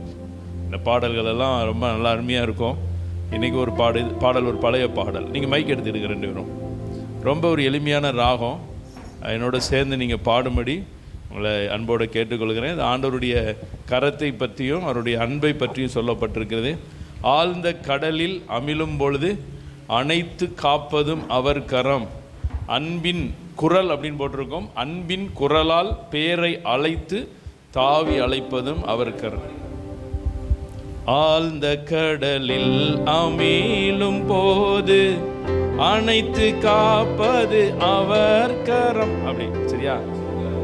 அது ஓடி வாராயோ நண்பா, அப்படி அந்த பாட்டு. நல்லா ஆழ்ந்த கடலில் அமிழும் பொழுது அனைத்து காப்பது யாருடைய கரம்? எத்தனை பேருக்கு அந்த கரம் உங்கள் கரத்தை பிடிக்கணும்னு விரும்புகிறீங்க? அல்லேலூயா. அன்னைக்கு நீங்கள் வந்திருக்கிறீங்க, நான் உங்களை ஆசீர்வதிக்கிறேன். எத்தனையோ கரம், நம்ம பிடித்த கரம் கடைசி வரைக்கும் நம்மள்கிட்ட இல்லை. ஆனால் கர்த்தருடைய கரம் கடைசி வரை உங்களை பிடித்திருக்கோம். ஆழ்ந்த கடலில் அமிழும் போதும் அனைத்து காப்பது அவர் கரம், அன்பின் குரலால் பெயரை அழைத்து தாவி அழைப்பதும் அவர் கரம். அது மாதிரி இரண்டாவது கவி வந்து பார்த்தீங்கன்னா கள்ளமற்ற அன்பு வார்த்தை அப்படின்னு போட்டிருக்கோம். ஆனால் பழைய பாட்டு புத்தகத்தில் எப்படி போட்டிருக்கோம் அப்படின்னு பார்த்தீங்கன்னா கள்ளமற்ற அன்பை வார்த்தே அப்படின்னு போட்டிருக்கோம். வார்க்கிறதுனா என்னது? அப்படியே கடைசி வரைக்கும் ஊற்றி விடுகிறதுன்னு அர்த்தம். இல்லை கள்ளமற்ற அன்பு வார்த்தை, அவரிடத்துலாம் கள்ளமற்ற அன்பு வார்த்தை இருக்கு. எத்தனை பேர் விசுவாசிக்கிறீங்க? இப்போ அநேகருடைய வார்த்தைகள் உண்மையான வார்த்தையா, உண்மையாக தான் நேசிக்கிறாங்களாங்கிறது நம்மளுக்கு கடைசி வரைக்கும் என்ன பண்ண முடியாது, கண்டுபிடிக்க முடியாது. அப்போ ஒன்றுமில்லாத தூசி நம்மை உயர்த்துவதும் அவர் கரம். அப்படி நல்ல நல்ல நல்ல வார்த்தைகள். அதே மாதிரி சீரும் புயலின் தீமை நின்றே மறைத்து காப்பது. இந்த பாட்டை நீங்கள் வீட்டில் போய் பாடிக்கிட்டே இருங்க. ஒரு பெரிய சமாதானத்தினால கர்த்தர் நிரப்புவார். அல்லேலூயா. அதே மாதிரி பார்த்தீங்கன்னா உற்ற உறவும் கைவிட்டாலும் உரிமை கொள்வதும். உங்கள் உறவுகள் எல்லாம் உங்களை கைவிட்டுருக்காங்களா? அப்படியா? பரவாயில்ல. உங்கள் உறவுகளை நினச்சி நான் சந்தோஷப்படுறேன். உங்கள் உறவுகள் எப்பவுமே உங்களை கைவிடாமல் இருக்காங்க, அப்படி தானே? சும்மா கை தூக்குங்க பார்ப்போம். எல்லாருக்கும் தான், சரியா? அப்படி எந்த உறவும் உங்களை கடைசி வரைக்கும் தூக்கிட்டே போகாது. உற்ற உறவும் கைவிட்டாலும் ஞானமணியக்காலாம் கை தூக்கலை. ஏன்னா அவங்களுக்கு தெரியும் அவங்க அண்ணன் மாதிரி எவ்வளோ அன்பாக இருக்காங்க, நான் பார்த்துருக்கேன். அதனால் அப்படி அக்காவை மாதிரியே நிறைய பேருக்கு என்ன பண்ணணும், அன்பான உறவுகள் கிடைக்கணும். அல்லேலூயா. அதே பெரிய ஒரு ஆசீர்வாதம் தான். புரியுதா உங்களுக்கு? உற்ற உறவும் கைவிட்டாலும் உரிமை கொள்வது அவர் கரம். அதனால் ஒருவேளை உறவுகள், நண்பர்கள், சொந்தங்கள் கைவிட்டாலும் கைவிடாத நம்ம கர்த்தர் நம்மோடு கூட இருக்கிறார். அது மாதிரி எங்கும் பார்த்தாலும் காயம் தோய்ந்த ஒளியின் கரங்கள் காணுதே, ஓடி வந்து பலத்த மார்பில் சாய்ந்து கொள்ள மாட்டாயோ என்று சொல்லி இந்த ஒரு பாடல் அப்படியே நீங்கள் உட்கார்ந்த வண்ணமாக பாடுங்க. நம்ம பாடி அப்படியே நம்ம ஆராதித்து கர்த்தருடைய வார்த்தைகளை நம்ம கேட்க போகிறோம். என்னோடு சேர்ந்து நீங்கள் பாடுங்க. ஓடி வாராயோ நண்பா, என் நேசர் அழைக்கிறார் இன்று, இன்றே திரும்புவாய் கண்டு. ஓடி வாராயோ நண்பா, உன் நேசர் அழைக்கிறார் இன்று, இன்றே திரும்புவாய் கண்டு.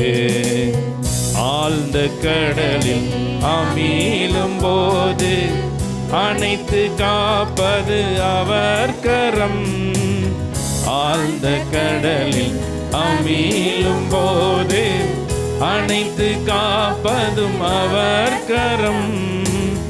அன்பின் குரலால் பெயரை அழைத்து தாவி அழைப்பது அவர் கரம்.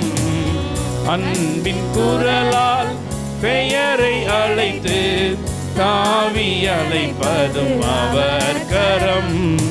ஓடி வாராயோ நண்பா, என் நேசர் அழைக்கிறார் இன்று, இன்றே திரும்புவாய் கண்டு. ஓடி வாராயோ நண்பா, உன் நேசர் அழைக்கிறார் இன்று, இன்றே திரும்புவாய் கண்டு. கள்ளமற்ற அன்பை வார்த்தே காத்து கொள்வதும் அவர் கரம்.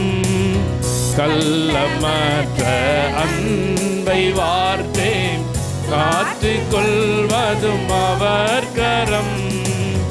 ஒன்றுமில்லாம் தூசி நம்மை உயர்த்துவதும் அவர் கரம். சொல்லுங்க.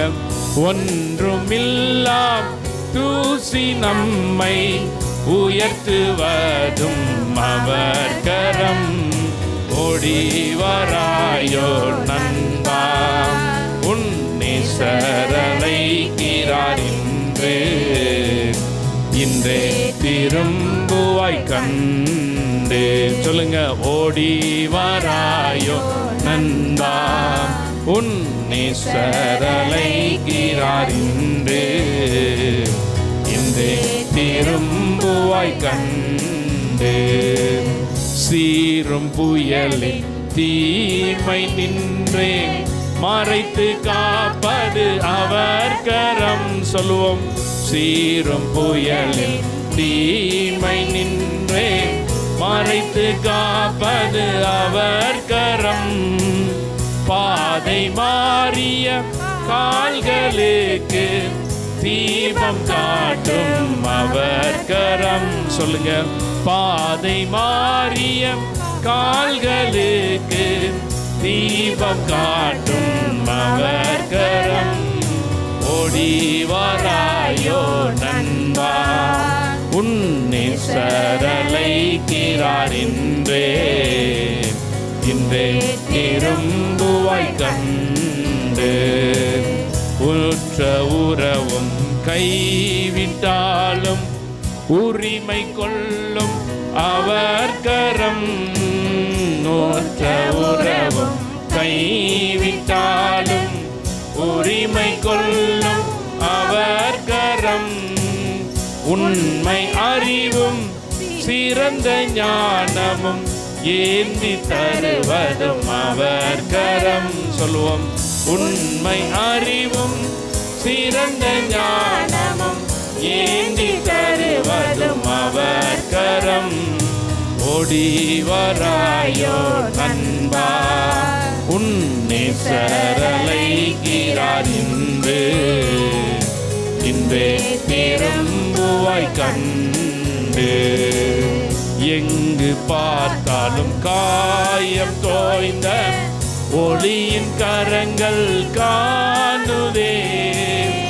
எங்கு பார்த்தாலும் காயம் தோய்ந்த ஒளியின் கரங்கள் காணுதே. ஓடி வந்து பலத்த மார்பில் சாய்ந்து கொள்ள மாட்டாயோ. ஓடி வந்து பலத்த மார்பில் சாய்ந்து கொள்ள மாட்டாயோ. ஓடி வராயோ நண்பா, உன்னை சரளைக்கிறார் இன்றே திரும்புவாய் கண்டு. அப்படியே எழுந்து நிற்போம் பார்ப்போம். அப்படியே எழுந்து நில்லுங்க. ஒரு 2 நிமிடம் மாத்திரம் கர்த்தரை கனப்படுத்தும்படியாக அப்படியே ஆண்டவருடைய சமூகத்தில் ஆண்டவரை துதிக்கும்படியாக. ஒருவேளை உங்கள் வாழ்க்கையில் உற்ற உறவுகள் கைவிட்டாலும், நம்பினவர்கள் கைவிட்டாலும், நம்பின எது உங்கள் வாழ்க்கையில் கைவிட்டிருந்தாலும், இன்னைக்கு கைவிடாத ஒரு தகப்பன், உங்கள் கரங்களை பிடித்திருக்கிற ஒரு தகப்பன், உங்களுக்காக தன்னுடைய கரத்தை ஒருபோதும் மறைக்காத அந்த நல்ல தகப்பன் இன்னைக்கு உங்களோடு இருக்கிறார். அதனால இந்த வாரத்தின் முதல் வேலை நாள் திங்கட்கிழமை, இந்த ஜெப நாட்களினுடைய 6வது நாளில் நம்ம தேவ சமூகத்தில் வந்திருக்கோம். எல்லாரும் ஆண்டவரை ஸ்தோத்திரம் பண்ணுங்க. ஆண்டவரே உமக்கு நன்றி அப்பா, இயேசுவே உமக்கு நன்றி என்று சொல்லி, ஆண்டவரே உமக்கு நன்றி என்று சொல்லி, ஆண்டவரே உமக்கு நன்றி அப்பா. இந்த ஒரு கவியை மாத்திரம் அப்படியே நீங்கள் உணர்ந்தவங்களா நீங்கள் பாடி அப்படியே நம்ம ஆண்டவருடைய சமூகத்தில் இந்த ஆராதனை நிறைவு செய்ய போகிறோம். ஆழ்ந்த கடலில் அமிழும் பொழுதும் அனைத்து காப்பது அவர் கரம், அன்பின் குரலால் பெயரை அழைத்து தாவி அழைப்பதும் அவர் கரம்னு சொல்லி என்னோடு நீங்கள் பாடும் பொழுது, உங்களுடைய ஆழ்ந்த கடல் போல் இருக்கிற கடன் பிரச்சனைகள், போராட்டங்கள் எல்லாவற்றிலும் இருந்து வெகு சீக்கிரத்தில் வெகு விரைவாய் கர்த்தர் உங்களுக்கு ஒரு நல்ல ஒரு விடுதலையை கொடுக்கிறவராய் இருக்கிறார். அதனால் என்னோடு இணைந்து இந்த பாடலை பாடுங்க. ஆழ்ந்த கடலில் அமிழும் போது அனைத்து காப்பது அவர் கரம். ஆழ்ந்த கடலில் ஆமென் அனைத்து காப்பது அவர் கரம். அன்பின் குரலால் பெயரை அழைத்து தாவி அழைப்பதும் அவர் கரம். அன்பின் குரலால் பெயரை அழைத்து தாவி அழைப்பது அவர் கரம். ஓடி வராயோ நண்பா, உன்னை சரளைக்கிறார்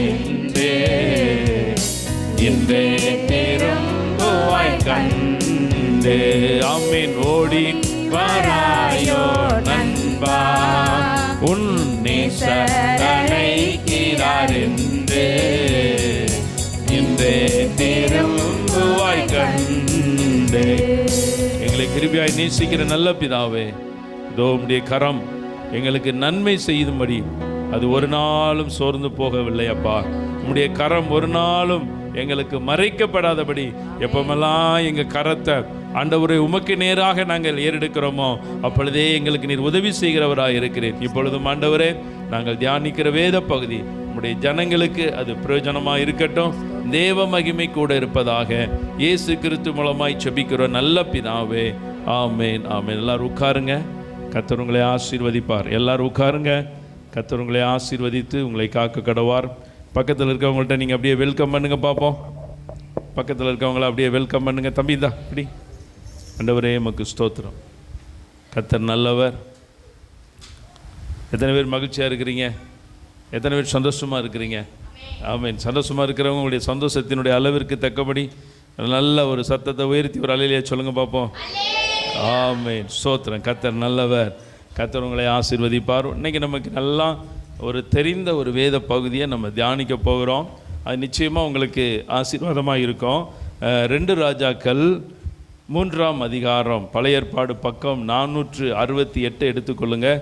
2 ராஜாக்கள் 3ஆம் அதிகாரம் 3ஆம் அதிகாரத்தினுடைய 17வது வசனத்தை ஒருத்தர், நீங்கள் காற்றையும் காண மாட்டீர்கள், மழையும் காண மாட்டீர்கள், ஆனாலும் நீங்களும் உங்கள் ஆடு மாடுகளும் உங்கள் மிருக ஜீவன்களும் குடிக்கும்படிக்கு இந்த பள்ளத்தாக்கு தண்ணீரால் நிரப்பப்படும் என்று கர்த்தர் சொல்லுகிறார். அல்லேலூயா. எல்லாரும் எடுத்துட்டீங்கன்னு நினைக்கிறேன். என்னோடு சேர்ந்து நீங்கள் வாசிங்க. நீங்கள் காற்றையும் காண மாட்டீர்கள், மழையும் காண மாட்டீர்கள், ஆனாலும் நீங்களும் உங்கள் ஆடு மாடுகளும் உங்கள் மிருக ஜீவன்களும் குடிக்கும்படிக்கு இந்த பள்ளத்தாக்கு தண்ணீரால் நிரப்பப்படும். அல்லேலூயா. அதனால் ஒரு நல்ல அருமையான ஒரு வாக்குத்தத்தம். எப்படியோ வருஷத்தில் ஒரு தடவை நீங்கள் இந்த வாக்குத்தத்தத்தை ஏதோ ஒரு ரூபத்தில் நீங்கள் கேட்டலாம். இந்த வாக்குத்தத்தம் வாக்குத்தத்தம் மாத்திரம் இல்லை, நீங்கள் ஜெபிக்க நேரத்தில் அநேகம் ஒரு தேவையில் இருக்கும் பொழுது, ஒரு பண தேவையோ ஏதோ ஒரு தேவைகள் இருக்கும் பொழுது ஜெபம் பண்ணும் பொழுது கர்த்தர் எல்லாருக்கும் கொடுக்கக்கூடிய சாதாரணமாக நம்ம வாயில் வரக்கூடிய ஒரு வார்த்தை இந்த வார்த்தை. எத்தனை பேர் அடிக்கடி இந்த வார்த்தையை சொல்லி ஜெபிச்சிருக்கிறீங்க? எத்தனை பேர் கை தூக்குங்க பார்ப்போம். இந்த வார்த்தை அல்லேலூயா. அப்போ கர்த்தர் உங்களை ஆசீர்வதிப்பார். நீங்கள் காற்றையும் காண மாட்டீர்கள், மழையும் காண மாட்டீர்கள், ஆனாலும் நீங்களும் உங்கள் ஆடு மாடுகளும் உங்கள் மிருக ஜீவன்களும் குடிக்கும்படிக்கு இந்த பள்ளத்தாக்கு தண்ணீரால் நிரப்பப்படும். அல்லேலூயா. அப்போது இந்த நாளில் இந்த சம்பவம் நம்ம எல்லாருக்கும் தெரிந்த ஒரு சம்பவம் தான். அதாவது பார்த்திங்கன்னா மோவாப் ராஜாவுக்கு எதிராக, மோவாவின் ராஜாவாகிய மேஷா அப்படிங்கிறவனுக்கு எதிராக 3 ராஜாக்கள் போகிறாங்க. யூதாவின் ராஜா போகிறாரு, இஸ்ரவேலின் ராஜா போகிறாரு, ஏதோமின் ராஜா போகிறாங்க. இந்த 3 ராஜாக்கள் படையெடுத்து போகிறாங்க. ஆனால் இந்த 3 ராஜாக்களை காட்டிலும் ரொம்ப பெருத்தவனாக இருந்தான். நீங்கள் 3ஆம் அதிகாரம் 4வது வசனத்தில் வாசித்து பார்த்தீங்கன்னா, மோவாபின் ராஜாவாகிய மேஷா ஆடு மாடுகள் பெருத்தவனாக இருந்து இஸ்ரவேலின் ராஜாவுக்கு 1,00,000 ஆட்டு கடாக்களையும் 1,00,000 குறும்பாட்டு குட்டிகளையும் செலுத்தி வந்தான்னு சொல்லி அந்த மேஷா பார்த்தீங்கன்னா ஒரு பெரிய ஒரு ராஜாவாக இருக்கிறார். அப்போது அந்த மோவாபின் ராஜா இஸ்ரவேலின் ராஜாவுக்கு விரோதமாக கலகம் பண்ணி கொண்டே இருக்கிறாங்க. அப்படி அநேகமான போராட்டங்கள் வருது. இந்த நேரத்தில் தான் இந்த 3 ராஜாக்களும் இணைஞ்சு அந்த ராஜாவுக்கு எதிர்த்து ஒரு போருக்காக போகிறாங்க. போகிற நேரத்தில் தான் என்ன நடக்குது? 9வது வசனத்தை வாசித்து பாருங்கள் பாப்போம். வாசிங்க 9வது வசனம். அப்படியே இஸ்ரவேலின் ராஜாவும் யூதாவின் ராஜாவும் சேர்ந்து போனார்கள். ஆனால் அவர்கள் 7 நாள் சுற்றி திரிந்த பொழுது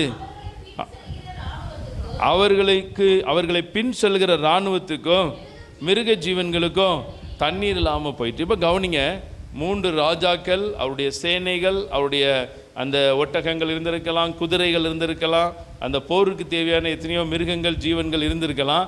எல்லாருக்குமே தண்ணி இல்லாமல் போயிட்டு எத்தனை நாளுக்கு அப்புறம் நல்லா சொல்லுங்கள், எத்தனை நாளுக்கு அப்புறம்? 7 நாளுக்கு அப்புறம் தண்ணி இல்லாமல் போயிட்டு அந்த 7வது நாள் தான் கர்த்தர் என்ன பண்ணுறார்? ஒரு அற்புதத்துக்காக குறித்து வச்சிருக்கிறார். அல்லேலூயா.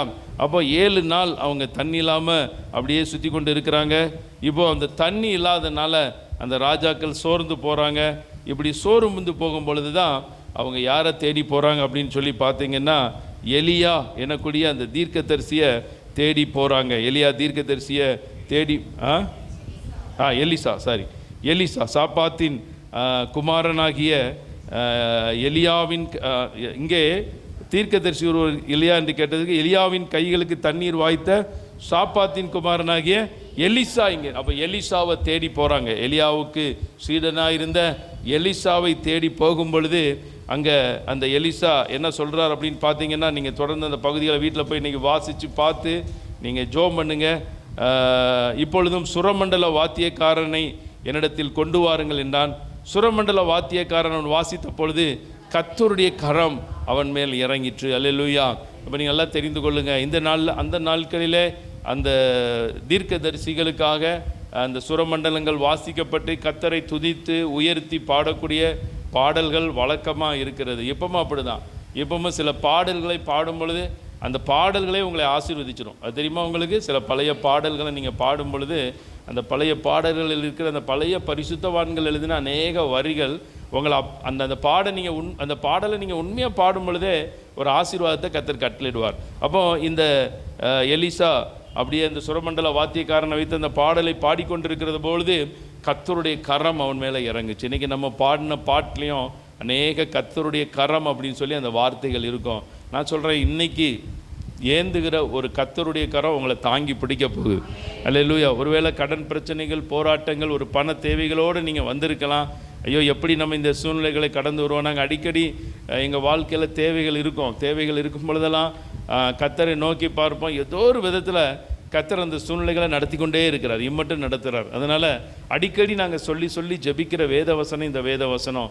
இன்றைக்கி இந்த வேதவசனத்தை சொல்லி நான் உங்களை ஆசீர்வதிக்கிறேன். ஏதோ பண தேவைகள் உங்களுக்கு இருக்கலாம், கடன் பிரச்சனையிலிருந்து விடுதலை வருவதற்காக நீங்கள் ஜெபித்து கொண்டு இருக்கலாம்.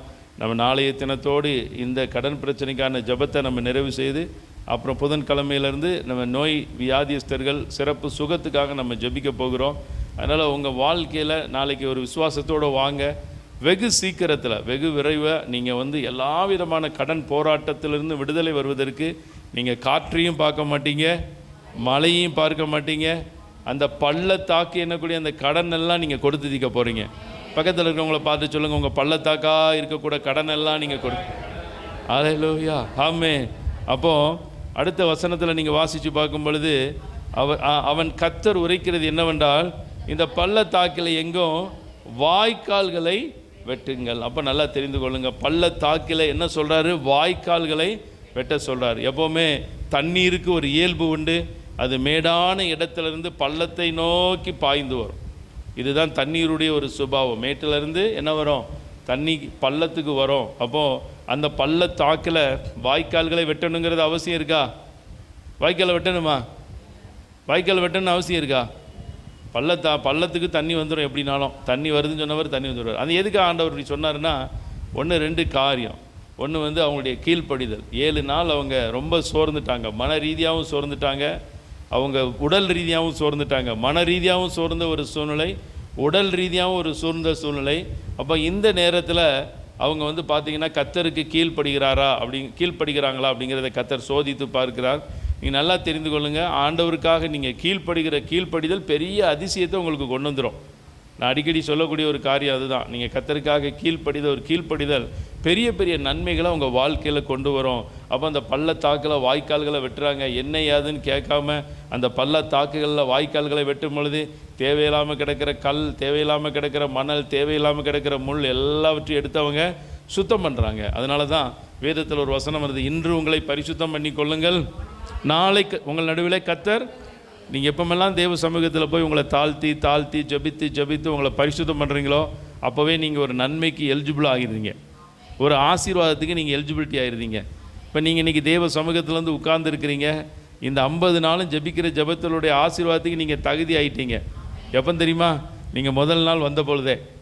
அல்லேலூயா. முதல் நாள் வந்த பொழுதே கர்த்தர் உங்களை ஆசீர்வதிச்சிட்டார். ஏன்னா நான் இன்று முதல் உங்களை மிச்சம் 49 நாள் வர்றது உங்களுடைய கீழ்ப்படிதலை குறிக்கக்கூடிய ஒரு காரியமாக இருக்குது. அப்போ அந்த பள்ளத்தாக்கில் அவங்க வெட்டுறாங்க, வாய்க்காலை வெட்டுறாங்க. வாய்க்காலை வெட்டின உடனே என்ன நடக்குது அப்படின்னு சொல்லி பார்த்தீங்கன்னா 20வது வசனத்தை வாசிங்க பார்ப்போம்.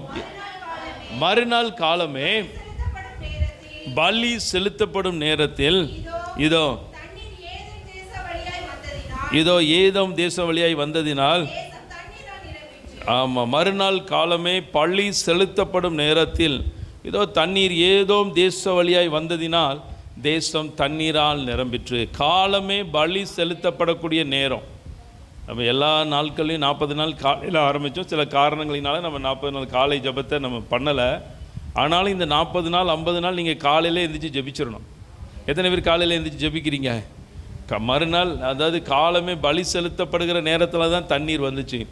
நீங்கள் காலமே பலி செலுத்தப்படுகிற நேரம், காலமே ஆண்டவரை துதிக்கிற நேரம், காலமே ஆண்டவரை உயர்த்துகிற நேரத்தில் தான் உங்களுக்காக புதிய வழிகளை கர்த்தர் திறந்து கொண்டே இருப்பார். நீங்கள் காலமே எழுந்து எந்த ஒரு விண்ணப்பங்களை சொல்லாதபடி நல்ல பாட்டை தெரிஞ்ச ராகத்தில் பாடிடணும். உங்களுக்கு ராகம், ஏன்னா நீங்கள் அந்த நேரத்தில் பாடுற பாட்டை யார் கேட்கா? கர்த்தர் கேட்குறார். நாங்கள் பாடுற பாட்டை நீங்கள் கேட்குறீங்க. அதனால் பார்த்தீங்கன்னா நீங்கள் உங்களுக்கு என்ன ராகம் தெரியுதோ பாடுங்க. இல்லைனா இந்த பாட்டை எடுத்து அப்படியே வரியை வாசி விட்டுருங்க. ஆழ்ந்த கடையில் அமிழும் பொழுது காப்பது கரம்னு சொல்லியிருக்கேன் ஆண்டவரே அப்பா அப்படின்னு சொல்லி அந்த வரிகளை சொல்லி சொல்லி நீங்கள் ஜோம் பண்ணிட்டீங்கன்னா 3 மணி நேரம் நீங்கள் தாராளமாக ஜோம் பண்ணலாம். நீங்கள் பெர்க்மான்ஸ் அவர்களுடைய ஜெபத்தோட ஜெயகீதங்கள் ஐயாவுடைய பாட்டு புஸ்தத்தை எடுத்து நீங்கள் அப்படியே அதை வாசித்து ஜோம் பண்ணாலே நீங்கள் சர்வசாதாரணமாக 3 மணி நேரம் ஜோம் பண்ணலாம். அதில் துதியும் இருக்குது, ஸ்தோத்திரமும் இருக்குது, விண்ணப்பமும் இருக்குது.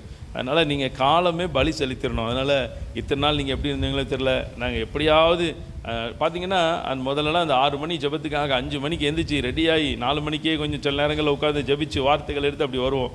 இப்போவும் காலையில் அதே மெத்தடில் தான் சாயங்காலம் கொடுக்கறதுக்காக காலமே வார்த்தையை கேட்கும். ஆண்டவரே நாங்கள் இந்த வார்த்தையை கொடுக்குறோம், எங்கள் ஞானத்தில் நாங்கள் பேசக்கூடாது, நாங்கள் சொல்லுகிற வார்த்தை அது மக்களுக்கு பிரயோஜனமாக இருக்கணும். சில நேரங்களில் ஊழியர்கள் மூலமாக பேசுகிற வார்த்தை, யார் மூலமாக சிலுவை தியானத்தில் நீங்கள் கேட்கக்கூடிய வார்த்தையும் உங்களுக்கு பிரயோஜனம் தான். அல்லேலூயா.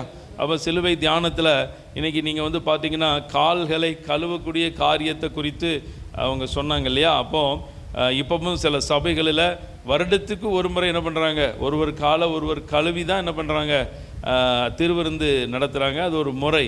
இப்போ நமக்குலாம் அந்த வசதிகள் இல்லாததுனால நம்ம என்ன பண்ணுறோம், இப்போ இல்லை. ஆனால் வர்ற நாட்கள் அதெல்லாம் செய்யணும். எதை குறிக்குது? ஒருவர் மேலே ஒருவர் அன்பு செலுத்துகிறதையும் ஆண்டவருடைய கட்டளைகளுக்கும் அன்புக்கும் பிரமாணத்துக்கும் கீழ்ப்படுகிறதை குறிக்க காரியமாக இருக்குது. இப்போ காலமே பலி செலுத்தப்படுகிற நேரத்தில் இதோ தண்ணீர் ஏதோம் தேச வழியாய் வந்ததினால் தேசம் தண்ணீரால் நிரம்பிற்று. அப்போது 22வது வாசனம் வாசிங்க பார்ப்போம். ம் ம் ம் ம் ம் ம் ம் ம் நல்லா கவனிங்க. தீர்க்கதரிசியான எலிசாவிட்ட போனது தண்ணீருக்காக தான் போனாங்க. அப்போ ஒரு வார்த்தை கொடுக்குறாரு, நீங்களும் உங்கள் மிருக ஜீவன்களும் குடிப்பீங்க, மோவாபியரையும் உங்கள் கையில் ஒப்பு கொடுப்பாருன்னு வார்த்தையை கொடுக்கார். அல்லேலூயா. அப்போ கர்த்தர் உங்கள் வாழ்க்கையில் அதான் நல்லா தெரிந்து கொள்ளணும். நீங்கள் ஜபிப்பதற்கும் வேண்டுவதற்கும் விரும்புகிறதற்கும் அதிகமாக கிரியை செய்யக்கூடிய வல்லவர். அப்போது இங்கே என்ன நடக்குது அப்படின்னு சொல்லி பார்த்தீங்கன்னா, இப்போ அந்த மோவாபியருக்கு அந்த தண்ணீர் எப்படி தெரியுது? ரத்தம் போல தெரியுது. இப்போ அந்த மோவாபியர் எல்லாம் என்ன பண்ணுறாங்க, அப்படியே எழுந்து அவங்க எல்லாம் ஒருத்தருக்குள்ளே என்ன பண்ணிட்டாங்க, வெட்டிட்டு செத்துட்டாங்க. அதனால் ரத்தம் கிடக்குது அப்படின்னு சொல்லிட்டு அவங்க என்ன பண்ணுறாங்க, துணிகரமாக போகிறாங்க உள்ள. வாசிக்க பார்ப்போம் 24வது வசனத்தை. அவர்கள் இஸ்ரவேலின் பாளையத்திற்கு வந்த போதெனில் இஸ்ரவேலர் எழும்பி மோவாபியரை தங்களுக்கு முன்பாக ஓடி போகத்தக்கதாய் முறியடித்து அவர்கள் தேசத்திற்குள் புகுந்து அங்கேயும் மோவாபியரை முறியடித்து. அதுக்கப்புறம் உள்ள காரியங்கள் நம்ம நேரமாயிற்று. நல்லா கேட்டுக்கொள்ளுங்க. இங்கே கர்த்தர் கொடுத்த தண்ணீரை குடித்து பலப்பட்டு போயிருக்காங்க. அல்லேலூயா. அதான் உங்களுக்கு கர்த்தர் கொடுக்கக்கூடிய தண்ணீரில் பலன், வார்த்தையில் பலன், அபிஷேகத்தில் பலன், ஜெபத்தில் பலன். இப்போ நீங்கள் இந்த 50 நாளும் நீங்கள் பலத்தவர்களாக நீங்கள் புறப்பட போகிறீங்க. 50 நாள் நீங்கள் ஜெபிக்கிற ஜெபங்களுக்கு நீங்கள் எல்லா விதமான சத்துருக்களை முறியடிக்கக்கூடிய வல்லமையே கர்த்தர் உங்களுக்கு தரப்போகிறார். அப்போ அது பாருங்கள், எளிதாக போய் மோவாபியரை அவங்க என்ன பண்ணுறாங்க, ஜெயித்து கொள்ளுறாங்க. அதனால் இன்றைக்கி நான் உங்களை ஆசீர்வதிக்கிறேன். உங்கள் வாழ்க்கையில் பள்ளத்தாக்கு அப்படின்னு சொல்லும்போது வேதத்தில் அழுகையின் பள்ளத்தாக்கு, கண்ணீரின் பள்ளத்தாக்கு, புலம்பலின் பள்ளத்தாக்கு, எலும்புகள் நிறைந்த பள்ளத்தாக்கு, மரண பள்ளத்தாக்குன்னு சொல்லி அப்புறம் வந்து பார்த்தீங்கன்னா சாரோனின் ரோஜா, பள்ளத்தாக்கின் லீலி புஷ்பம்னு சொல்லி நிறைய பள்ளத்தாக்குகளை பற்றி சொல்லப்பட்டிருக்கிறது. ஆனால் நீங்கள் இன்றைக்கி எந்த பள்ளத்தாக்குகள் வழியாக வந்திருந்தாலும் சரி, அழுகையின் பள்ளத்தாக்காக இருக்கலாம், புலம்பலின் பள்ளத்தாக்காக இருக்கலாம், கண்ணீரின் பள்ளத்தாக்களாக இருக்கலாம், மரணத்தின் பள்ளத்தாக்காக இருக்கலாம், கடன் பிரச்சனை இருக்கக்கூடிய ஒரு பள்ளத்தாக்காக இருக்கலாம், எல்லா பள்ளத்தாக்கிலுமிருந்து கர்த்தர் உங்களுக்கு ஒரு விடுதலை கொடுக்க போகிறார். அதனால் இன்றைக்கி நான் வந்திருக்கிற ஒவ்வொருத்தரையும் நான் மனசார ஆசீர்வதிக்கிறேன். உங்கள் கரம் எல்லாம் கொடுக்கிற கரமாய் மாறுவதாக. நீயோ அநேக ஜாதிகளுக்கு கடன் கொடுப்பாய், கடன் வாங்குவதில்லை. இந்த வசனத்தின்படி கர்த்தர் ஆசீர்வதிப்பார். அதனால் எழுந்து நில்லுங்க, நாம் எல்லாம் செபிக்க போகிறோம். ஏதோ நீங்கள் காற்றையும் காண மாட்டீர்கள், மழையும் காண மாட்டீர்கள், ஆனாலும் நீங்களும் உங்கள் ஆடு மாடுகளும் உங்கள் மிருக ஜீவன்களும் குடிக்கும்படி இந்த பள்ளத்தாக்கு தண்ணீரால் நிரம்பப்படும் என்று கர்த்தர் சொல்லுகிறார். அதனால் நீங்கள் உங்கள் மேலே கையை வச்சு நீங்கள் சொல்லுங்கள், நான் காற்றையும் பார்க்க மாட்டேன், மழையும் பார்க்க மாட்டேன், ஆனாலும் எங்கள் ஆடு மாடுகள் மிருக ஜீவன்களெல்லாம் குடிக்கும்படி பள்ளத்தாக்குகளிலெல்லாம் தண்ணீரை நிரப்புகிற தேவன், என்னுடைய தேவையாக இருக்கிற பண தேவைகள், என்னுடைய எல்லா கடன்களெல்லாம் தீர்க்கும்படி காற்றில்லாதபடி மழை இல்லாதபடி ஒரு அற்புதத்தை நீங்கள் செய்ய போறீங்க, ஒரு அதிசயத்தை செய்ய போறீங்க. ஆன்லைனில் பார்த்து கொண்டிருக்கிறவர்களுக்கு ஒரு அற்புதத்தை கர்த்தர் தேடி வர பண்ண போறீங்க. ஆன்லைனில் பார்த்து ஜெபித்து கொண்டிருக்கிறவர்களுக்கு ஒரு அதிசயத்தை தேடி வர பண்ண போறீங்க. ஆண்டவரே, இந்த இடத்துல ஜெபித்து கொண்டிருக்கிற எனக்கு அருமையான என்னுடைய கர்த்தருடைய ஜனங்களுக்கு ஒரு அற்புதத்தை தேடி வர பண்ண போறீங்க. இந்த வருடம் என்னுடைய மக்கள் ஆண்டவரே எல்லா கடன் பிரச்சனையிலிருந்து விடுதலை அடைந்த ஆண்டவரே, அவங்க விடுதலையோடு ஒவ்வொரு நாளும் உடைய சமூகத்தில் வந்து ஆராதிக்க போறாங்க. கர்த்தாவே, நன்றியோடுமை ஸ்தோத்திரிக்கிறோம். வந்திருக்கிற ஒவ்வொருத்தர் மீதும் இந்த வார்த்தைகள் அப்படியே நிறைவேறுவதாக இயேசு கிறிஸ்து மூலமாய் ஜெபிக்கிறோம் நல்ல பிதாவே, ஆமென் ஆமென். சேர்ந்து சொல்லுவோம், என் ஆத்துமாவே கர்த்தரை ஸ்தோத்திரி, என் முழுவதும் பரிசுத்த நாமத்தை ஸ்தோத்திரி. என் ஆத்துமாவே கர்த்தரை ஸ்தோத்திரி, கர்த்தர் செய்த சகல உபகாரங்களை மறவாதே. ஆமென் ஆமென். நம்முடைய கர்த்தராய் இருக்கிற இயேசு கிறிஸ்துவினுடைய கிருபையும் பிதாவாகிய தேவனுடைய அன்பு பரிசுத்தனுடைய அன்பினைக்கும் இந்த மாலை ஜெபத்தில் வந்து கர்த்தரை ஆராதித்தவங்கள் அனைவரோடும் இன்றும் என்றும் சதா காலமும் ஆண்டவருடைய வருகை பரியந்தம் தங்கி இருப்பதாக. ஆமென் ஆமென். மூன்று முறை கைகளை உயர்த்தி சொல்லுவோம், அல்லேலூயா அல்லேலூயா அல்லேலூயா. God bless you.